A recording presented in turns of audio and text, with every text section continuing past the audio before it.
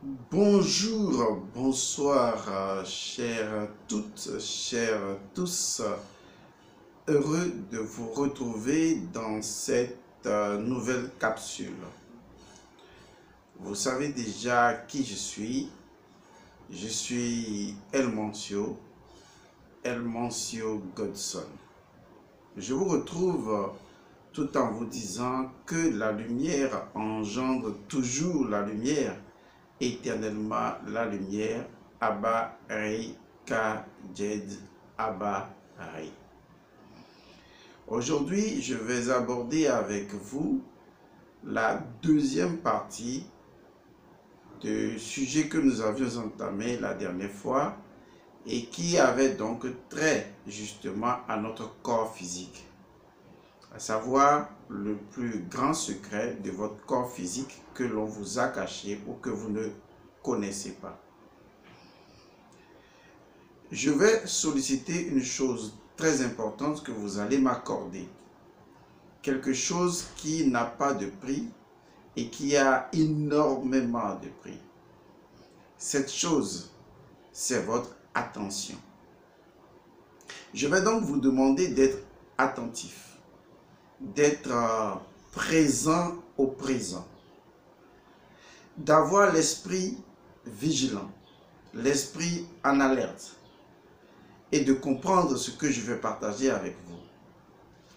Vous n'êtes pas obligé d'écouter cette vidéo une seule fois. Il est souvent nécessaire pour permettre à votre esprit de traverser la lourdeur mentale pour pouvoir exprimer ou ressentir ce qui est vrai.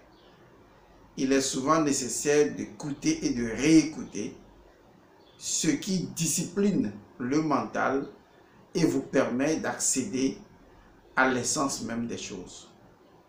Alors, s'il vous plaît, prenez le temps de réécouter encore certaines vidéos si vous estimez n'en avoir pas compris le sens le plus profond. Oui, la compréhension. Lorsque vous comprenez une chose, vous êtes réveillé, vous êtes ressuscité, vous êtes rénové et vous êtes né de nouveau. Parce que ce que je vais partager avec vous est si profond. Et comme vous me connaissez déjà, je vais aller dans toutes les branches de l'hermétisme de façon générale. Et donc vous avez besoin d'un esprit transcendant la rigidité mentale pour comprendre intuitivement ce que je suis en train de vouloir partager avec vous. Car en réalité, il y a un secret.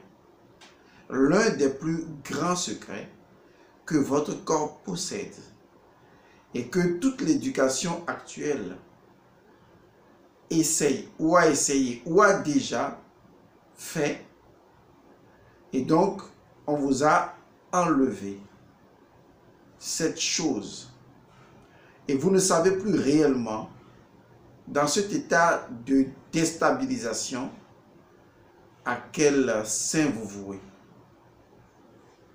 Et donc voici donc le plus grand secret de votre corps que vous ignorez, que vous devez connaître et que si vous pouvez l'utiliser, ne serait-ce que le quart du tiers de la moitié de ce qui est à expérimenter, à connaître, si vous pouvez le faire, utiliser, vous verrez un grand changement dans votre vie.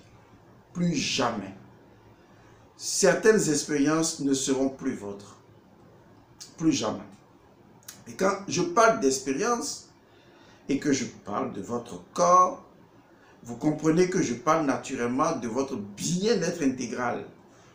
Oui, de votre bien-être intégral. Et surtout de votre capacité à anticiper la maladie et à vous mettre toujours dans un état de santé parfaite. Je vous assure, c'est absolument possible. Si votre mental essaie de se jouer de vous, sachez qu'il vous ment. Il essaie simplement de jouer avec vous. Mais si vous laissez le mental, si vous ne croyez plus dans son mensonge permanent, vous allez accéder à l'essence même des choses. Allons-y tout de suite. Vous savez, nous sommes dans cette existence pour faire l'expérience des choses qui sont ou des choses qui préexistent. Nous ne réinventons pas les choses. Nous ne faisons que les expérimenter. Et ça, il faut le garder à l'esprit. Nous agissons souvent avec ce nouveau mental créé par l'Occident, basé sur la logique et la raison. Nous croyons que nous sommes ici pour faire les choses ex nihilo. Et pourtant, nous ne sommes pas là pour ça. Nous sommes là pour faire les choses parce que l'expérience des choses que nous voulons faire, ces choses-là sont déjà. Et nous en faisons en incarnant l'expérience. Il y a un grand secret que le corps possède. Mais vous l'avez très mal utilisé et vous continuez de mal l'utiliser. Il s'agit d'un mot précédé de son article. Mais c'est un mot très profond. Mais son sens spirituel, hermétique, métaphysique vous a échappé. De telle sorte que vous l'avez égaré. Et vous l'utilisez à tort et à travers. Vous n'en incarnez pas l'essence dans votre vie au quotidien.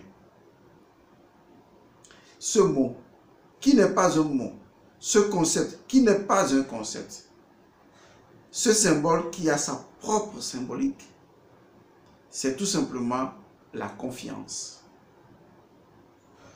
Vous n'imaginez pas jusqu'à quel point les choses les plus simples que nous croyions connaître, en fait, nous ne les connaissons pas. Lorsque quelqu'un nous pose la question, « Connais-tu l'eau ?» On dit « Oui, je connais l'eau. » Et ensuite, on nous demande « Qu'est-ce que l'eau ?» On dit « H2O. » Est-ce que tu connais l'eau? Tu connais la formule de l'eau, mais tu ne connais pas l'eau. Parce que la connaissance d'une chose nécessite l'expérience ou l'impérience de la chose. L'expérience, c'est ce qui se passe à l'extérieur. Et l'impérience, c'est ce qui se passe à l'intérieur. La confiance, c'est l'un des plus grands secrets de votre corps. La confiance. Je ne parle pas de la confiance en soi. Je parle tout simplement de la confiance. C'est là que commencent vos problèmes la plupart du temps. Je vous explique comment commencent vos problèmes. Vos problèmes commencent parce que vous croyez que les choses qui sont en fait des principes, des valeurs universelles, vous croyez que ces choses ne sont ce qu'elles sont que dépendamment de vous. Et donc pour vous, le mot confiance ou amour, vous voyez, ou humilité, ce sont des qualités, selon vous, qui n'ont de sens que par rapport à vous. Dans toute l'histoire du cosmos, s'il y a quelque chose qui est très remarquable, qui ne change pas au niveau de l'humain, c'est l'égocentrisme. C'est le fait de penser que tout tourne autour de vous. C'est une maladie mentale que vous avez, que nous avons. C'est de penser que les choses n'ont de sens dans le sens que par rapport à nous, par rapport à moi, par rapport à vous. Et c'est la plus grave de toutes les erreurs que vous commettez. Parce que pour vous, d'ailleurs, et vous le dites, sans vous, en quoi la chose a un sens? Puisqu'on ne vous a appris qu'à définir les choses et donc à prêter un sens aux choses sans savoir que les choses ont leur sens fondamental avant que vous ne les découvriez d'ailleurs pour en utiliser un sens en relation avec vous. Mais qu'est-ce que la chose dans son êtreté? Qu'est-ce que la chose a comme sens propre à la chose elle-même en dehors de vous? Il y a une question qu'on pose souvent en métaphysique, à savoir, si dans le désert, il n'y a personne, d'accord? Il n'y a personne dans le désert et que l'on produit un son dans le désert, d'accord? Il n'y a personne, aucune oreille pour l'entendre. Est-ce que le son a quand même eu lieu? Au fait, c'est des choses auxquelles on ne réfléchit pas. Parce qu'on a tendance à croire que, à partir du moment où on n'est pas là pour entendre le son de deux cailloux dans le désert, eh bien, ce son n'a jamais eu lieu. C'est vrai que quand vous y pensez vous-même, vous dites, mais non, même si on n'était pas là, le son a eu lieu. Mais dans votre vie au quotidien, vous fonctionnez comme si, s'il y a un son qui se produit dans le désert et qu'il n'y a aucune oreille pour l'entendre, selon vous, ce son n'a jamais eu lieu. Je vais vous le démontrer tout de suite. Lorsque je parle par exemple de la confiance, vous percevez la confiance comme une valeur, comme une qualité. On est d'accord? Mais est-ce que vous vous demandez, en dehors du fait que la confiance soit une valeur, une qualité, est-ce que la confiance, en dehors de ce sens que je lui donne, est-ce que la confiance est quelque chose avant même que je ne la découvre? Dans la science mystique, pour nous, la confiance est une énergie indépendante qui n'a absolument aucune conditionnalité et que même lorsque vous n'êtes pas là pour l'utiliser, la confiance est. Il est important que vous compreniez cela. Vous voyez donc où est-ce que je vous conduis? À savoir que sortir de l'égocentrisme, c'est ce qui vous permettra d'atteindre le Vairagya, l'état de détachement. Un état dans lequel vous comprenez que les choses ont leur vie propre, leur essence propre, leur nature propre, leur fonctionnalité propre, avant même que vous ne les découvriez. Et que le fait de les découvrir et de les utiliser ne vous permet pas de biaiser leur sens premier. Leur sens premier, c'est leur nom premier.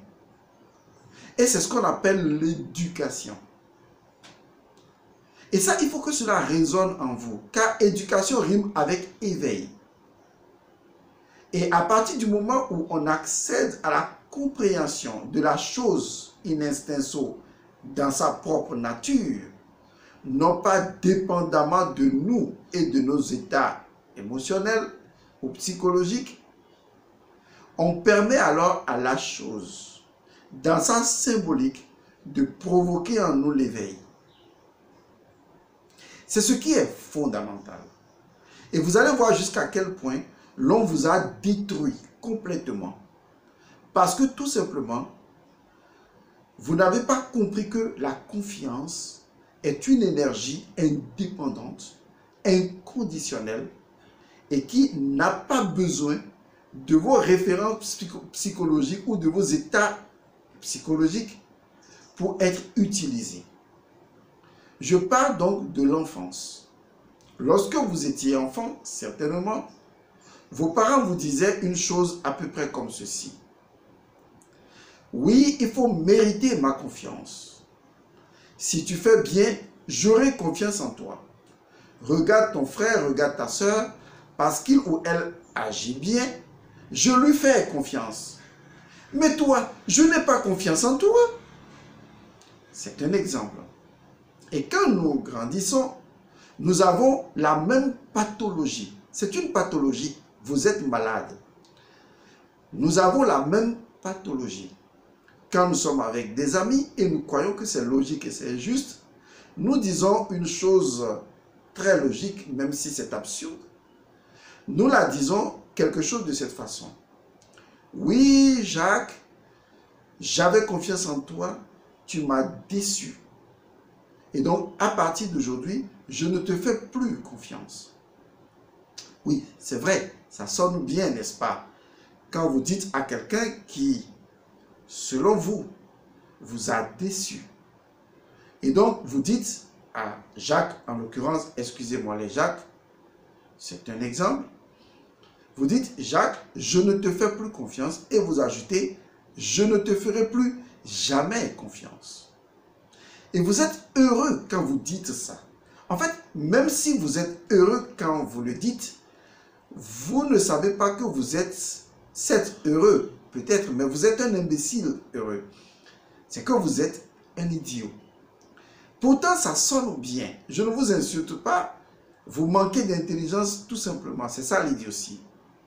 Ça nous arrive à tous d'être idiots. Parfois, je suis bête dans certaines choses que je devrais faire et que je ne fais pas. Une chose simple qu'on me montre, je n'arrive pas à le faire. Donc, tout le monde peut être bête. Ce qui est important, c'est d'être conscient qu'on peut être bête, qu'on est bête.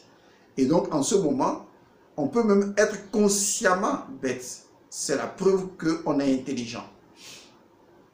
Donc, ce que je veux vous dire, c'est que quand vous dites à quelqu'un ou d'une situation, je ne te ferai plus jamais confiance. J'avais confiance en toi. Je ne te fais plus confiance. J'avais beaucoup de confiance en certaines personnes. Maintenant, je ne leur fais plus confiance. Vous voyez, vous partez d'un bord à un autre bord. Pour vous, c'est juste pour vous. C'est normal, ça sonne bien. Mais vous êtes dans l'erreur absolue. Parce que pour vous, vous n'avez pas réalisé encore que vous n'êtes pas important. Ce n'est pas vous qui êtes important. Vous prenez la confiance, vous la manipulez par rapport à vous, je, moi, vous. Et vous dites, c'est vous qui êtes important, c'est vous qui êtes en jeu. Mais vous ne voyez pas la chose du point de vue de la confiance. Mais vous voyez ça de votre point de vue. Et quand vous dites que c'est vous qui êtes en jeu, vous dites, je suis d'accord, je ne te donne pas ma confiance. Mais toi, je te donne ma confiance. Mais là, je t'avais donné ma confiance. Et maintenant, je ne te donne pas ma confiance. Et donc, finalement, vous ne savez plus ce qu'est la confiance. Parce qu'en réalité, la confiance ne dépend pas d'une situation en particulier. Est-ce que vous comprenez ça? À partir du moment où vous faites dépendre la confiance d'une situation en particulier, et donc que vous pouvez la donner ou ne pas la donner, vous ne mettez pas en péril votre relation ou non avec un individu en particulier, mais vous mettez en relation votre relation, vous mettez en cause votre relation personnelle avec la confiance. Et donc, quand je dis à quelqu'un, je ne te fais pas confiance et je ne te ferai plus jamais confiance, au niveau spirituel, je ne dis pas au niveau physique, hein, ça c'est un rapport entre la personne et moi, ou entre la personne et vous. Au niveau spirituel, la confiance en tant qu'énergie, avant même que vous ne puissiez l'utiliser, la confiance impersonnelle et intemporelle, avant que vous ne l'utilisiez, deviendra un problème pour vous. Parce qu'en réalité, la confiance n'a pas un problème avec elle-même. c'est vous qui avez un problème avec une personne et vous décidez de ne plus donner votre confiance à la personne, mais au niveau spirituel, votre esprit perçoit cela comme un conflit, non pas avec la personne, mais un conflit avec la confiance. Et à partir du moment où vous avez un conflit avec la confiance, vous avez un putain de problème avec vous-même. C'est la raison pour laquelle, à force de ne pas faire confiance aux gens, vous arrivez à ne plus du tout avoir confiance en vous-même. Ou quand vous n'avez pas confiance en vous-même, vous n'arrivez plus à avoir confiance dans les gens. Et vous n'avez pas compris qu'en réalité, ce n'est pas vous qui êtes important. Vous devez comprendre que c'est la confiance qui cherche à vous utiliser pour faire l'expérience d'une seule chose, de la confiance. Pas autre chose. Mais quand vous pensez que c'est vous qui êtes important, vous avez un problème avec la source qui est la confiance. Vous n'êtes pas important.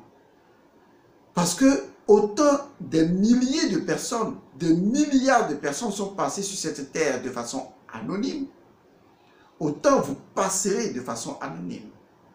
Vous n'êtes pas important en tant qu'individu, personne, connu sous un nom. Vous n'êtes pas important. Ce qui est important, c'est ce qui cherche au-delà de vous à faire une expérience à travers vous, sans que cette chose ne soit corrompue. Or, vous corrompez la confiance lorsque vous jouez avec elle. À savoir, je te donne ma confiance, je ne te donne pas ma confiance. Et vous n'imaginez pas qu'en fait, au niveau spirituel profond, cela revient. Lorsque vous avez un problème avec quelqu'un et que vous n'avez pas confiance en cette personne, et vous refusez de donner confiance à cette personne, cela revient. Non pas à ne pas avoir confiance à la personne, mais à avoir un conflit avec la confiance elle-même. Pas la confiance en vous, la confiance elle-même. Car la confiance est une énergie qui vous transcende et que vous devez avoir en vous. Quand on dit la confiance en soi, c'est la conscience qu'on a de cette énergie qui crée la confiance en soi. Et quand vous n'avez pas conscience de cette énergie, vous ne la mettez pas en soi. Donc la confiance n'est pas en soi. Elle n'est en soi, vous voyez, que lorsque vous en avez conscience. Mais depuis longtemps, je parle justement de la confiance. Et on n'a pas dit ce que c'est que la confiance. Le dictionnaire ne peut pas vous définir la confiance. Mais je vais vous donner une idée de la confiance qui ne quittera jamais votre esprit. Mais avant, je vais vous dire comment les choses devraient normalement fonctionner. Je sais que vous mettrez du temps pour comprendre ce que je dis. Vous voyez votre enfant à la base. Au lieu de lui dire « je ne te fais pas confiance parce que tu m'as déjà déçu, tu dois mériter ma confiance avant que je ne te fasse confiance », ce qui, justement, crée en vous-même un conflit avec la confiance, qui est cette énergie qui devait circuler normalement en vous de façon impersonnelle et inconditionnelle. Au lieu de faire ça, ce jeu avec l'enfant, eh bien, c'est de dire tout le temps à l'enfant, j'ai confiance en toi. Pas parce que l'enfant a réussi une chose, aussi petite soit-elle, mais parce que, justement, la confiance ne vient pas après le résultat obtenu de quelque chose, mais la confiance est antérieure à l'action qu'on veut poser. Donc vous dites à l'enfant, je te fais confiance. Même si l'enfant n'a jamais rien fait qui puisse mériter votre confiance, vous dites, je te fais confiance. Deuxième chose, même si l'enfant vous a déçu une fois, 2 fois, 3 fois, eh bien, vous continuez de lui dire quoi? J'ai confiance en toi. Vous dites à l'enfant, j'ai confiance en toi. L'enfant vous a, selon vous, déçu et revient et vous le regardez, vous lui dites, Non, j'ai toujours confiance en toi. J'ai vraiment confiance en toi. J'ai foi en toi. Je crois en toi. Je me fie toujours à toi. L'enfant revient une troisième fois et entre griffes vous a encore déçu. Et quelle devrait être votre réponse? J'ai confiance en toi. J'ai vraiment confiance en toi. Et c'est sincère. Je te fais confiance. Vous avez une personne à qui vous avez remis de l'argent et qui, au dernier moment, en a fait quelque chose d'autre. Et la personne revient vers vous une autre fois.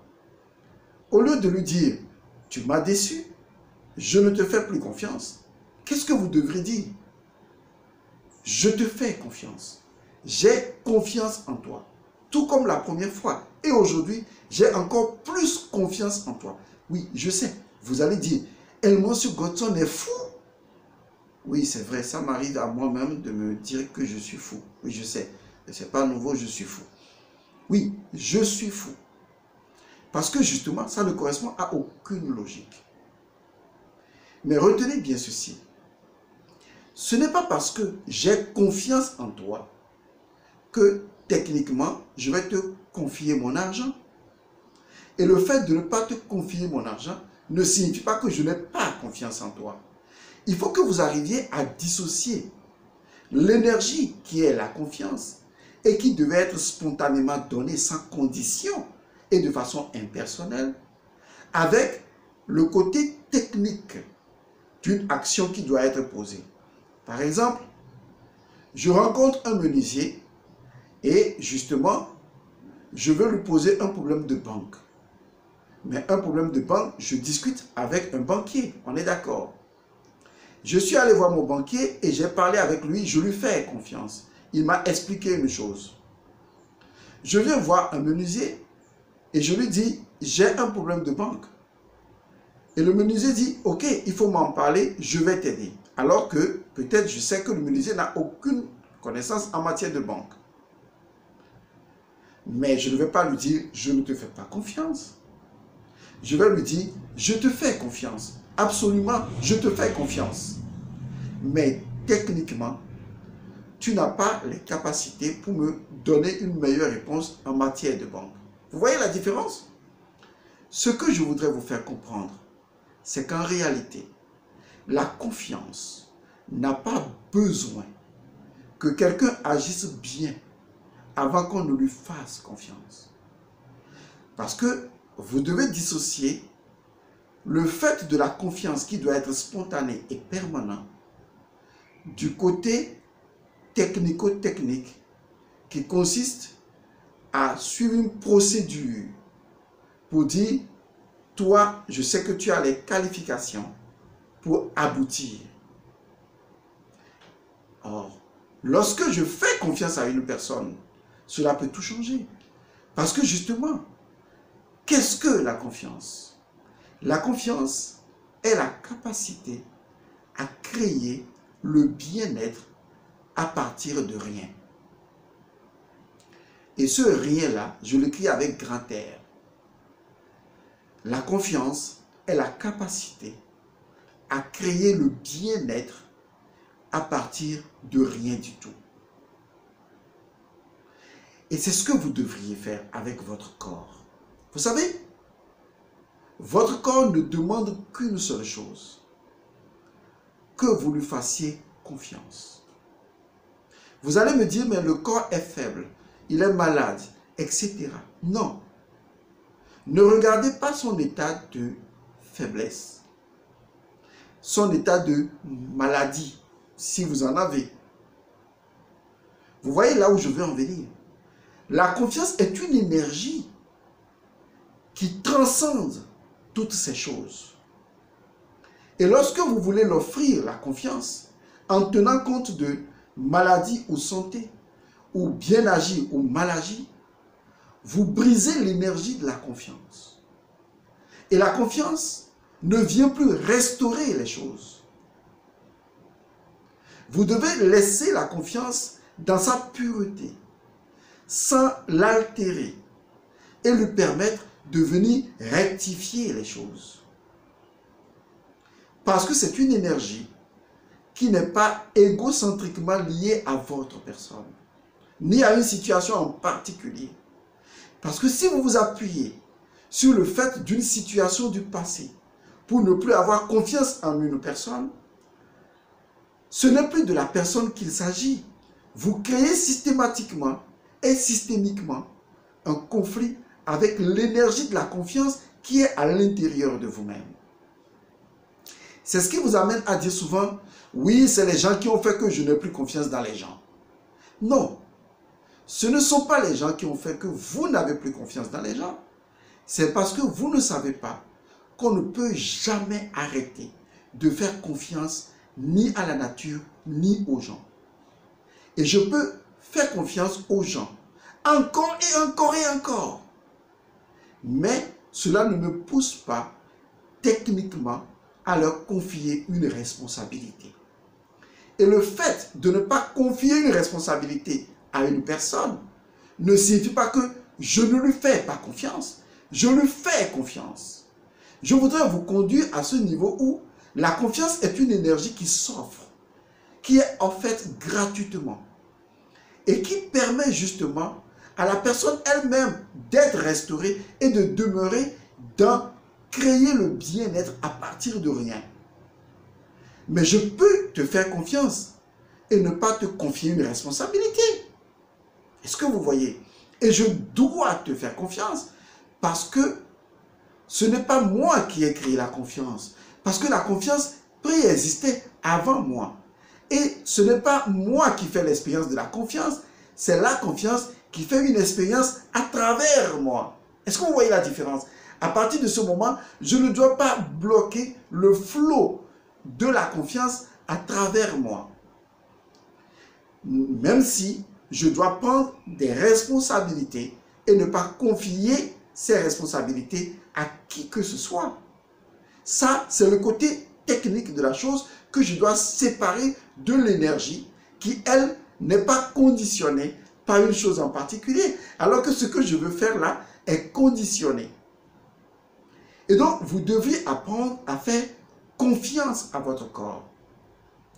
Quel que soit l'état dans lequel il se trouve là, tout de suite, vous devez lui faire confiance. Je dis bien, vous devez faire confiance absolue. Une confiance absolue, sans faille, à votre corps. Vous pouvez faire confiance à votre corps aujourd'hui et demain sentir un bobo. Ça ne doit en aucun cas vous enlever le fait que la confiance est une énergie impersonnelle et inconditionnelle. Et que vous devriez la laisser couler. Parce que ce n'est pas vous qui faites l'expérience de la confiance. C'est la confiance qui fait une expérience à travers vous. Voilà la plus grande chose que vous devez faire. Et quand moi je suis là, je fais totalement confiance à mon corps. Je lui fais absolument confiance. Je fais confiance à mon corps, que mon corps est parfait, que mon corps est bien, que mon corps est robuste, que mon corps est fort, que mon corps peut s'auto-guérir indéfiniment et éternellement, que mon corps est immortel. Je lui fais absolument confiance. C'est ainsi que mon corps va utiliser la vraie valeur de la confiance qui est, je répète, la capacité à créer le bien-être à partir de rien.